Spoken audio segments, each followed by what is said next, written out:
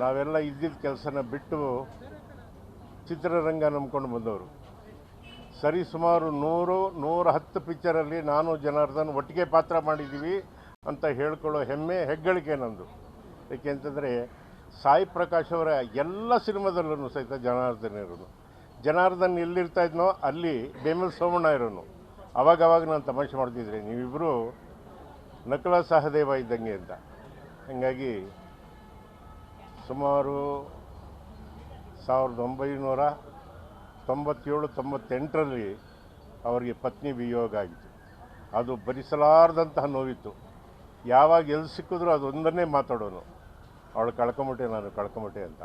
ಹಾಗಾಗಿ ಇವತ್ತು ಅಂತಹ ಹಾಸ್ಯ ಪ್ರವೃತ್ತಿ ಇದ್ದಂಥ ಹೃದಯ ಶ್ರೀಮಂತಿಕೆ ಇದ್ದಂಥ ಪೋಷಕ ನಟ ಜನಾರ್ದನ್ನ ನಾವು ಕಳ್ಕೊಂಡು ಬಡವಾಗಿದ್ದೀವಿ ಅಂತ ಹೇಳೋದಕ್ಕೆ ಇಷ್ಟಪಡ್ತೀನಿ.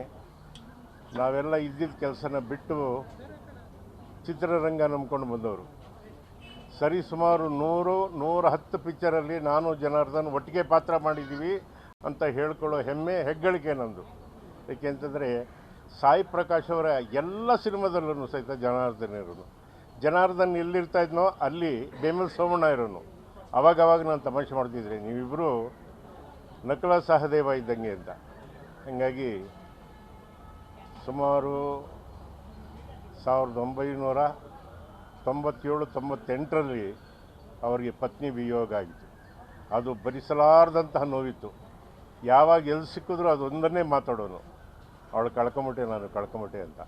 ಹಾಗಾಗಿ ಇವತ್ತು ಅಂತಹ ಹಾಸ್ಯ ಪ್ರವೃತ್ತಿ ಇದ್ದಂಥ ಹೃದಯ ಶ್ರೀಮಂತಿಕೆ ಇದ್ದಂಥ ಪೋಷಕ ನಟ ಜನಾರ್ದನ್ನ ನಾವು ಕಳ್ಕೊಂಡು ಬಡವಾಗಿದ್ದೀವಿ ಅಂತ ಹೇಳೋದಕ್ಕೆ ಇಷ್ಟಪಡ್ತೀನಿ.